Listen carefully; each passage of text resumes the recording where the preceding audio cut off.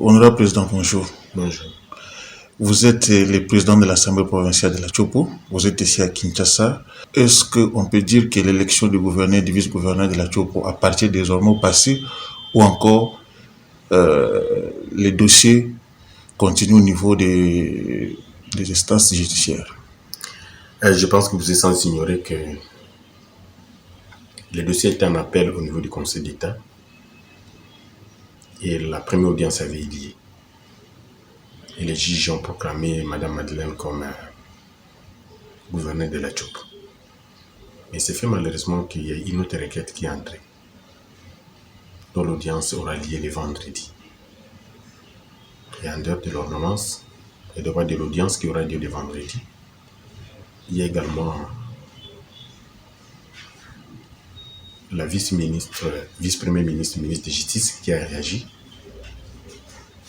à sa lettre depuis les 30, fustigeant le comportement des juges du Conseil d'État, qu'elle a taxé des dons, c'est-à-dire que l'on sait que les juges ont prononcé ce jour-là, ça violerait, n'est-ce pas, la loi organique portant organisation et fonctionnement des magistrats. Et jusque-là, on attend de vendredi pour une nouvelle audience. Donc, nous les électeurs, on avait déjà fait notre travail depuis le 9. La CENI, donc, on a eu une égalité de 14 voix. Et l'âge avait donné pouvoir à M. Tony Kaparata. Et nous, les électeurs, on s'était arrêtés à ce niveau. On ne sait pas faire trop de commentaires, d'autant plus que nous avons fait notre travail. Et ce qui reste en justice, et ça, c'est pratiquement les juridictions qui peuvent, n'est-ce pas, donner le dernier résultat final ou la dernière décision. Donc, nous, en tant que parlementaires, nous, en tant qu'électeurs, on s'est arrêtés au niveau des élections du 9 au deuxième tour. Oui, Président, si aujourd'hui Madeleine Nikomba a été proclamée gouverneur par le Conseil d'État, c'est parce que vous avez autorisé, soi-disant, quelqu'un qui n'avait plus mandat de voter. Vous avez bloqué l'autre qui était comme titulaire pour qu'il soit accepté comme député et puis siéger pour qu'il soit parmi les électeurs. Est-ce que nous pouvons savoir qu'est-ce qui se passe, c'est quoi le problème dans ces dossiers? Oui, je vais vous expliquer, mais je vais vous donner un certain nombre d'hypothèses par rapport à ces dossiers. Écoutez, quand nous avons commencé la législature, les collègues l'ITEM a été nommé comme ministre au gouvernement. J'ai avec moi les archives en termes de l'arrêté et voire même la motion d'approbation d'investiture du gouvernement. C'est ce qui prouve réellement qu'il a été élu député. Et aussi les résultats de la CENI. Maintenant, au mois de novembre 2019, nous avons signé une décision portant nomination de membres d'une commission qui devrait statuer sur la vérification des mandats et validation des premiers suppléants, puisque les titulaires étaient déjà partis au gouvernement. Et les archives sont avec nous. Et le collègue premier suppléant, nous avons travaillé avec lui presque 10 ans et demi aujourd'hui. Les élections s'annoncent. Arrivé entre le 23 ou le 28, je vois les collègues qui démissionnent. Ils suspendent ces prestations au niveau du gouvernement. Or, si un député, oui, ça, il est tenté d'évoquer l'article 90 de notre règlement intérieur, qui est pratiquement l'inclinaison de l'article 110 de la Constitution, qui stipule que quand un député va dans une fonction incompatible à son mandat, dès que cette fonction s'arrête, il est de plein droit, il peut rentrer. Mais au Parlement, il y a des procédures. Vous êtes témoin à l'Assemblée nationale et au Sénat. Les collègues devraient introduire, en dehors de sa démission, sa cessation de prestation, qu'est-ce qui nous prouve, nous, qu'il devrait réellement rentrer à l'Assemblée? Puisque quand on démissionne, on peut aller dans des business, on peut faire autre chose. Mais ce qui devrait nous confirmer, nous rassurer, nous, qu'il devait rentrer à l'Assemblée, il devait écrire la lettre de réintégration. Et d'ailleurs, si c'est seulement le gouvernement qui arrive à la fin de son mandat, les collègues devraient s'accompagner avec des documents. Il y a la lettre de réintégration, il y a les procès verbal des remises et reprises au niveau du gouvernement. Et ce sont ces documents-là qui devraient être adressés au bureau et que le bureau allait statuer. Et mettre en place une commission qui devrait travailler sur ces dossiers, déposer rapport au bureau et remonter ça en plénière. Pourquoi? Puisque jusqu'à la preuve du contraire, il y a une plénière qui a la souveraineté de toute décision à l'Assemblée qui avait validé le mandat du premier suppléant, dont les dossiers n'étaient pas encore, on n'avait pas encore invalidé les premiers suppléants. Alors quand on devrait remonter ces rapports au niveau de la plénière, pour audition et adoption, on allait adopter sa réintégration. Et là, une autre plénière devrait invalider le mandat du premier suppléant. Ce n'est pas la justice qui peut faire réintégrer quelqu'un. Vous êtes au Sénat, à l'Assemblée nationale, ça n'a jamais été fait. Ce sont des us et coutumes parlementaires et ce sont des procédures qui doivent être respectées en dehors des dispositions de la loi. C'est notre collègue, on ne peut pas lui refuser de rentrer. Et le député en question ne vous a jamais saisi par une lettre nous avons une jurisprudence de l'ancien directeur de cabinet du chef de l'État, Kamer. Il parle toujours de pièces contre pièces.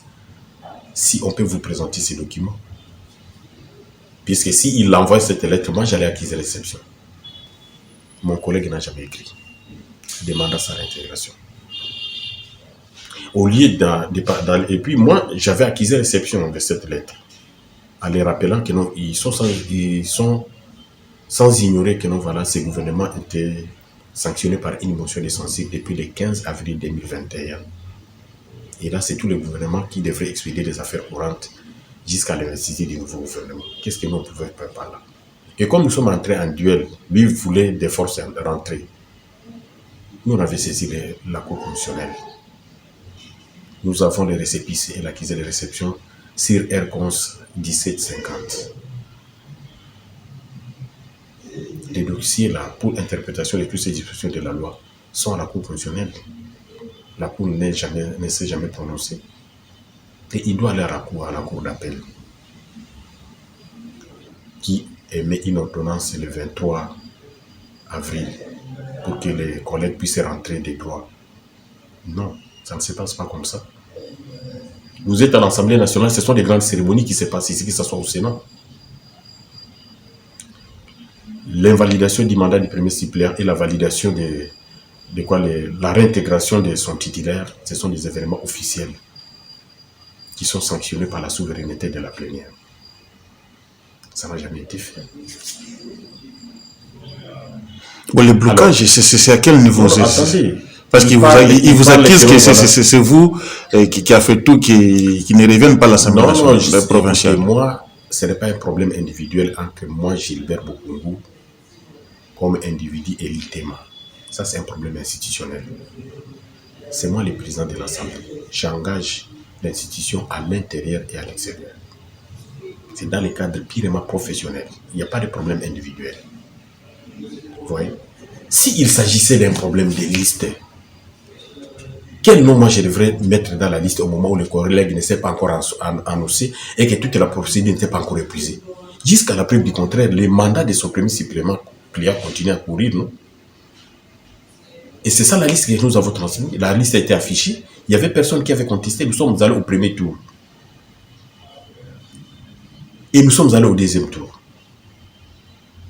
Moi, je me dis, qu'est-ce qui s'est passé exactement pour qu'on y arrive à tout ça? Maintenant, je voulais vous donner quelques hypothèses par rapport au comportement du Conseil d'État. Et si la ministre de Justice a taxé ça de dol, puisqu'on a compris qu'il y a des bêtises qui ont été faites à ce niveau-là. Comment ça? À Maniema, les titulaires, les députés, le ministre du gouvernement titulaire est venu voter, on a annulé. Mais dans la Tchopo, le premier suppléant, n'est-ce pas, a voté, mais on retire son nom. Qui connaît les secrets des îles? Et aujourd'hui, à Mongala, on donne le pouvoir à quelqu'un qui avait 6 voix par rapport à celui qui avait 13. Mais la VPM La justice a le droit de réagir à cette histoire puisqu'il y a des choses floues à l'intérieur. Nous, on ne refuse pas. Nous, on veut que la personne qui va gouverner soit dans la légalité qui nous a menés dans tout ce que nous sommes en train de vivre ici. Nous, on veut bien que celui-là dont le pouvoir lui revient, qu'il vienne, on va travailler, on n'a pas de problème. Ça, c'est le gouvernement. Nous sommes assemblée provinciale, nous sommes dans l'obligation de travailler en collaboration. Puisque l'unique objectif est d'améliorer les conditions, le quotidien de notre population. Et surtout, que le chef de l'État est en train de vouloir relancer une très grande activité en termes de programme de développement de 145 qui aujourd'hui c'est un salut pour la population puisque le développement va commencer de la base vers le sommet. Donc l'Assemblée provinciale de la Tchopo conteste la décision du Conseil d'État. Et d'abord, quelles sont vos démarches à part la lettre de la ministre de Justice, mais vous en tant qu'organe délibérant? Non, l'organe délibérant ne fait aucune démarche. Ce sont les partis qui sont en train de faire leur démarche à leur niveau. C'est-à-dire, l'autre parti a constaté que la justice et les droits n'ont pas été bien dit. Raison pour laquelle ils ont introduit d'autres requêtes, ça, ce n'est pas l'Assemblée. Mais nous reconnaissons qu'on avait des dossiers. Le premier dossier, puisqu'on avait fait appel à l'ordonnance du président de la Cour d'appel de Kisangani du 23 sur ROR 025, réintégrant des forces les collègues. On avait fait l'appel. Les dossiers partis le vendredi. Et aussi, il y a une requête qui est encore au niveau de la Cour constitutionnelle pour interprétation des différents articles des différentes lois de notre pays. Donc, jusque-là, les dossiers encore pendant. On attend ce qui serait la suite du Conseil d'État par rapport à l'appel que nous avons interjeté. Et aussi, nous devons entendre également la Cour constitutionnelle va se prononcer par rapport à l'interprétation. Ça, c'est l'ensemble. Mais la suite par rapport aux élections, ce n'est pas nous. Donc, vous êtes électeur, vous êtes aussi le président de l'Assemblée provinciale de la Tchopo. Et juste peut-être un avis particulier. On peut dire que les élections du gouverneur, du vice-gouverneur à la Tchopo, c'est bien déroulé. Donc, c'est ça, bien déroulé. Nous étions les 9, vous êtes journaliste et vous avez suivi. Les urnes ont départagé les deux candidats à 14 voix. C'est à ce niveau-là que la CENI a évoqué l'article 170, alinéa 3 de la loi électorale qui dit que c'est lui qui est plus âgé qui passe. Nous, on s'arrête là. Je vous ai dit que nous, voilà, nous, électeurs, on s'est arrêté les 9 au deuxième tour. Notre travail s'est arrêté là-bas. La suite ici, c'est la justice. Et si nous sommes en justice, c'est tout simplement puisqu'on avait introduit une requête en appel par rapport à la décision de la Cour d'appel de Kisangani, dans son ordonnance imposant à l'Assemblée d'intégrer des forces et des collègues, et aussi l'interprétation de toutes ces dispositions, puisque là, il y avait l'article 90 de notre règlement qui est l'inclinaison de l'article 110 de la Constitution. On avait évoqué l'article 31 de la loi sur la libre administration des provinces qui stipule que, en cas de vote et de motion de censure, les gouvernements expédient des affaires courantes jusqu'à l'investiture du nouveau gouvernement. C'est-à-dire que les collègues n'avaient pas le droit de démissionner. Ils devraient entendre la remise et reprise de ces places comme les autres sont encore là-bas, puisqu'il n'a pas été seul ministre là-bas. C'est ça ici. Donc nous, on n'a pas de problème en justice par rapport aux résultats et autres. Contestation, ça ne nous engage pas. Nous, on attend le gouverneur qui sera, dont le chef d'État va prendre l'ordonnance de pouvoir travailler avec nous. Nous sommes vraiment là disposés pour l'accueillir et travailler avec la personne dans des conditions qui vont nous permettre d'améliorer le quotidien de notre peuple, puisque c'est ce qu'attend la population tchopolaise. Et est-ce que si demain la justice, la Cour constitutionnelle annule tout pour reprendre tout à zéro, vous êtes partant de cette décision? Bon, si une décision pareille tombe, il n'y a personne qui peut, n'est-ce pas, tergiverser avec la loi. Nous serons tous dans l'obligation de nous incliner à la loi. Nous devons nous incliner. Oui, mais l'autre partie n'est pas d'accord parce que les élections du gouverneur enrichissent beaucoup plus les députés provinciaux. Ah, ça, c'est une parenthèse que je ne sais pas entrer, mais de toutes les façons, si la Cour constitutionnelle se prononce, ou soit les cours et tribunaux valident tel ou tel candidat, je pense que nous sommes dans l'obligation de s'incliner. Oui, si demain Madeleine Nikomba est investie par le chef de l'État, vous allez travailler avec elle. Qui peut marcher à contre-courant avec le président de la République? C'est lui le garant des fonctionnements de toutes les institutions. Nous serons dans l'obligation de travailler ensemble. Et elle aussi, son gouvernement sera obligé de travailler avec l'Assemblée, puisque ce sont les deux institutions politiques de la province. C'est ça. Est-ce que ce gouvernement ne sera pas peut-être déstabilisé par des motions par-ci, par-là? Non, n'allons pas d'abord à l'émotion. Le problème, il faut que la conscience de chacun rentre. Parce qu'il n'a pas une majorité à l'Assemblée provinciale. Non, ça, c'est un peu un risque. Écoutez, le problème de majorité, ce n'est pas ça le problème. Je pense que l'unique objectif pour nous, c'est d'avoir un gouverneur qui va accompagner les actions du président de la République. Et je pense même nous avons des instructions. Il y a le VPM qui a écrit que non, on doit laisser le temps. Il ne peut pas y avoir des changements maintenant. Il faut laisser, il nous reste combien de temps? Les élections, c'est l'année prochaine. Et les mandats des députés à l'Assemblée provinciale, notre mandat s'arrête au mois d'avril l'année prochaine. Qu'est-ce que vous voulez en ce moment pour que vous fassiez quoi de spécial? Je pense que tout le monde doit revenir dans le bon sens. Si alors Nikomba, Madeleine vient gouverneur, après les contentieux qu'ils ont en justice, l'unique champ de bataille, c'est développer la province, quel que soit les temps qui nous restent. Et ce développement tiendra compte de l'équipe qui va travailler, c'est-à-dire le gouvernement et l'Assemblée. Puisque la population attend de nous un résultat. Oui, mais vous êtes un élu direct de la population, mais la CHOP souffre. Depuis 2019, depuis que la CHOP devient province, le gouverneur tombe toujours par des motions, Depuis que la CHOP est CHOP, il n'y a jamais eu de gouverneurs qui sont tombés en dehors de cette législature. Même avant, pendant l'oriental, il n'y en avait pas eu. Le problème, c'est un problème de volonté, de conscience. C'est pas à dire que la CHOP n'a pas de moyens. Toko n'a pas terminé le mandat, le matin même. Mais il faut se poser la question, qu'est-ce qui était à la base? Il n'était pas parti par émotion. Donc le problème, c'est que tout ça, la CHOP, pour que ça développe, ça demande, c'est un problème d'homme. Un problème de leadership, un problème de volonté, un problème de conscience. Puisqu'il n'y a personne qui peut nous dire aujourd'hui que non, la CHOP n'a pas de ressources, non. Elle représente assez de potentialités au niveau global et tout le monde connaît. Donc le problème, c'est que c'est un problème de conscience et de volonté. Et la gestion d'une province, c'est la gestion, n'est-ce pas, qui éventuellement doit être, éventuellement les actions doivent focaliser pour l'amélioration des conditions de la population. Ce n'est que cette législature où un gouverneur est parti par émotion. Donc tout ça, les problèmes et lesquels, je pense que l'autre fois, le chef de l'État a tenté de souligner ça, même pendant la 8e session des conférences des gouverneurs ici. Après l'analyse de toutes les motions, le chef de l'État avait retenu 3 choses. La première des choses, c'était la mégestion, donc le détournement des deniers publics, la spoliation,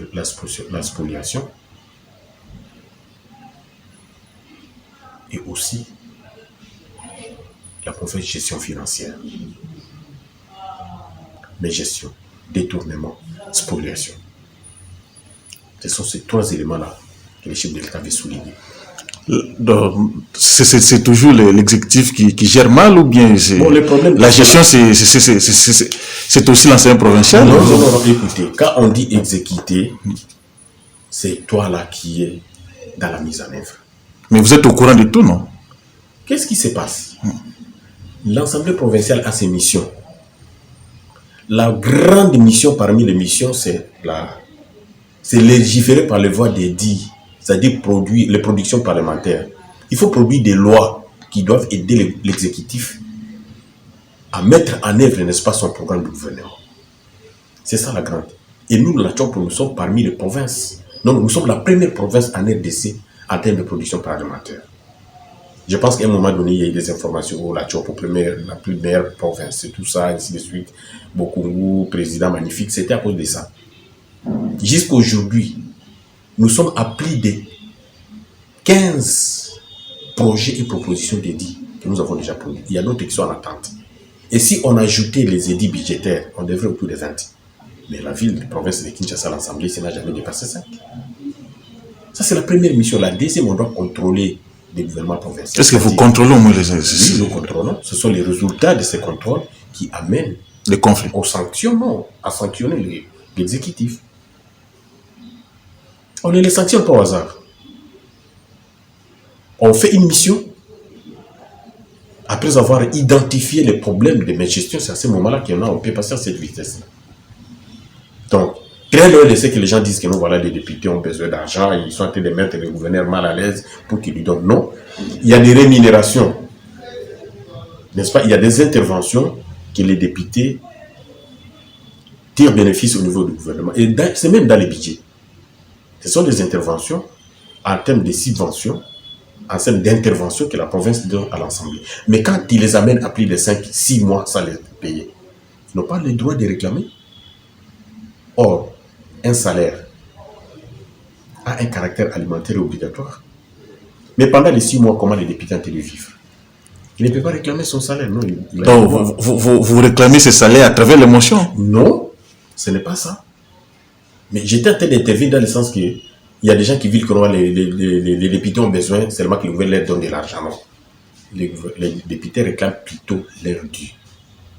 Et aujourd'hui, nous avons même des problèmes. Il y a des pressions au gouvernement central ici. Nous sommes à plus de 9 mois d'impaiement.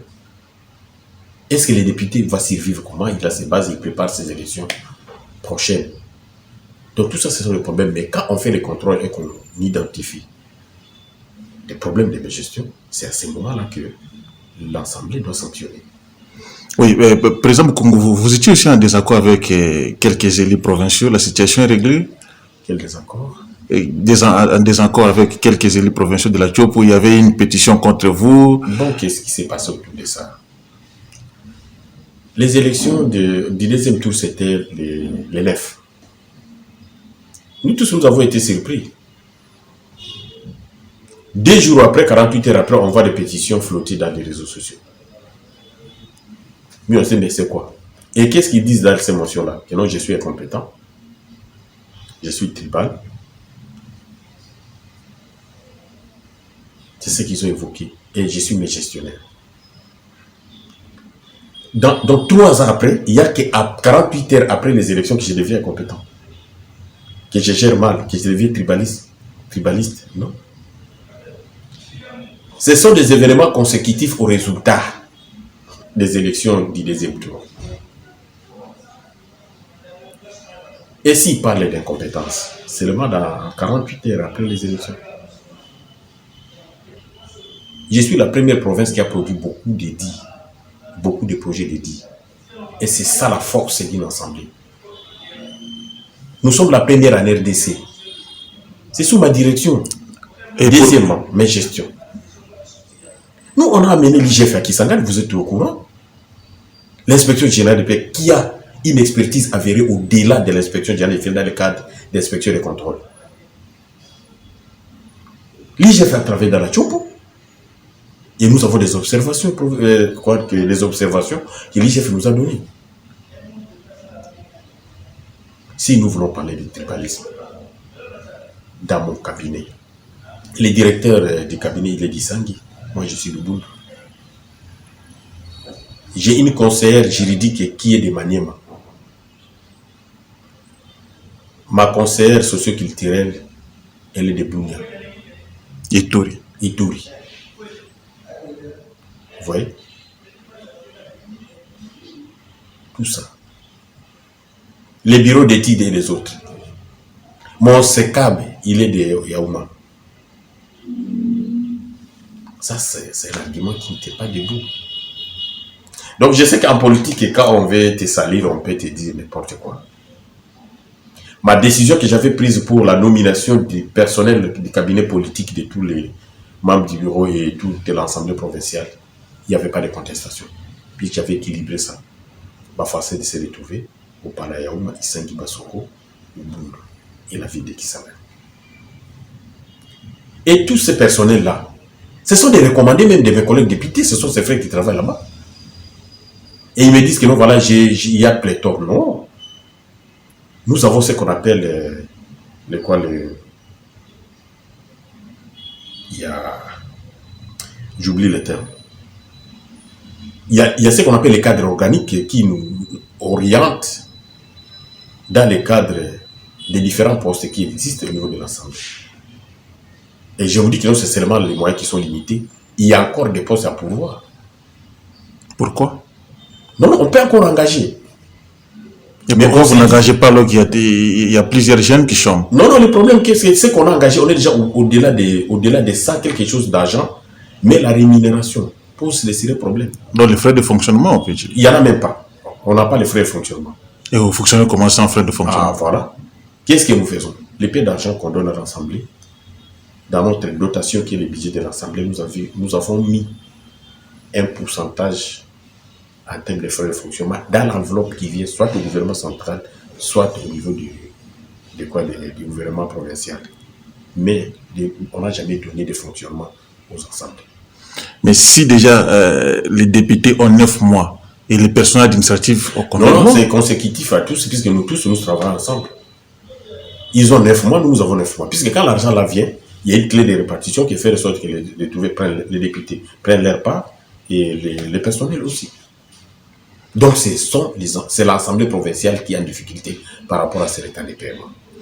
Oui, président, vous venez de dire que vous êtes la meilleure province en termes de dits. Est-ce que la province de la Diop en profite au moins?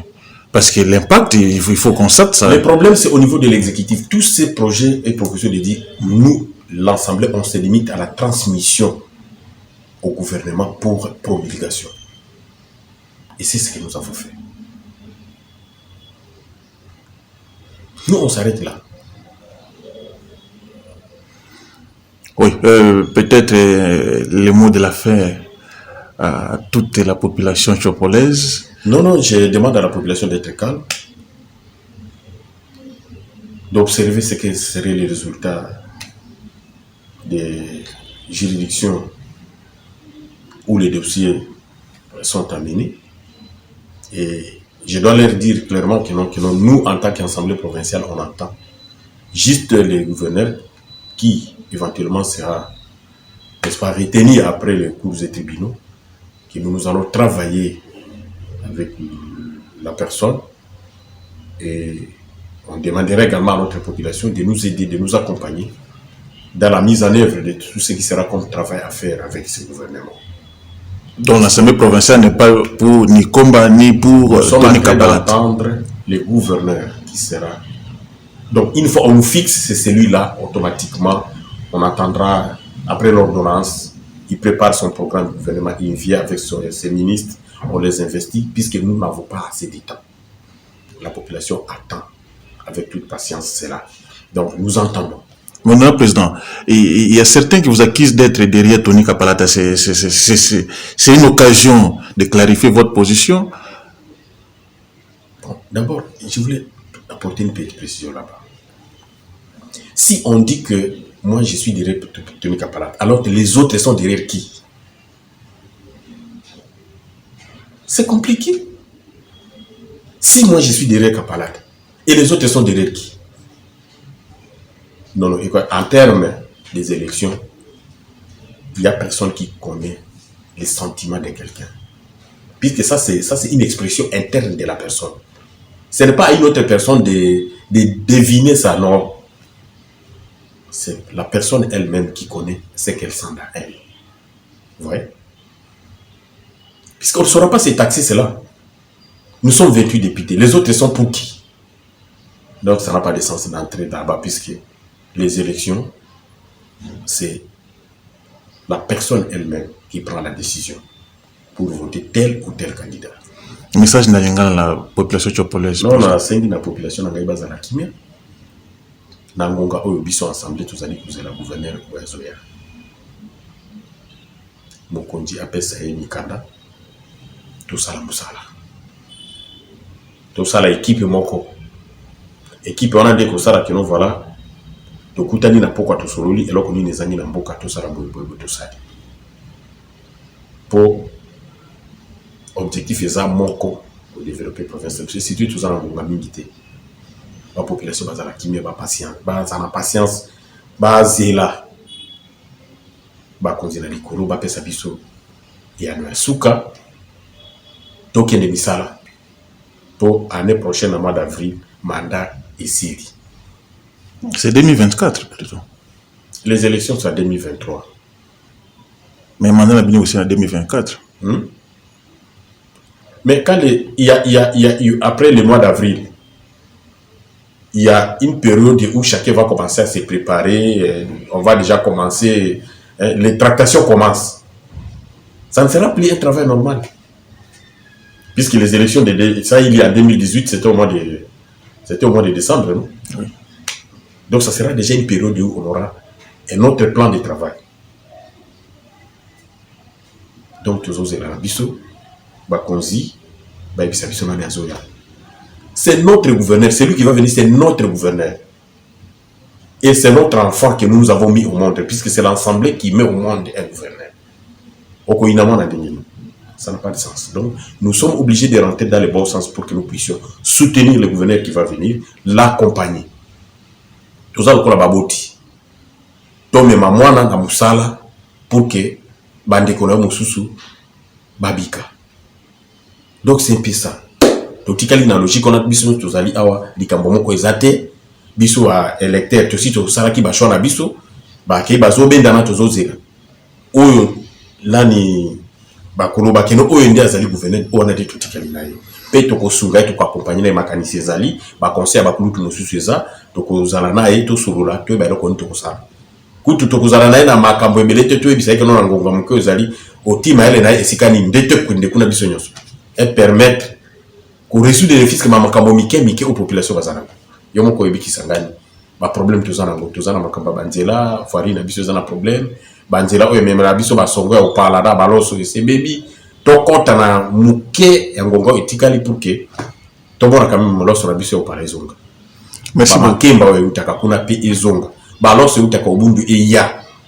Et ko sala biso bien. To ba rappel ko circuler oyo mabulu oyo babenga kango ya marque ya Kidiaba. Kotambola na ville zone de tolingi ngote ba lekisa ba nivelez ba bongisa biso malamu pour que population se pela muke. Merci beaucoup président. Merci mec.